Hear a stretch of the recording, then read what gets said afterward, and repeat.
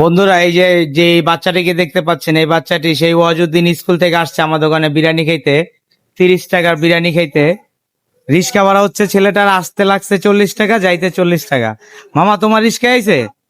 তোমার কি কইছে প্রথমে? হয় বলছে যে বাঘা পিঠা এখানে যাবে। বাঁকা বিরিয়ানির দোকানে যাবে? তুমি দোকান চিনো আমার? জি। আগে থাকতে চিনো? তা ভাড়া নিছো কয় টাকা? সে আসছে আমাকে রিজার্ভ নিয়ে, বলতে 40-40-80 টাকা দিবে। 40-40-80 টাকা ভাড়া রিজার্ভে আইছো, খায় আবার সে চলে যাবো। বন্ধুরা, এই যে এটা হচ্ছে তারা মসজিদ মেন রোড। আমার দোকানের লোকেশন হচ্ছে এই যে দোকান, আর এই যে তারা মসজিদ মেন রোড।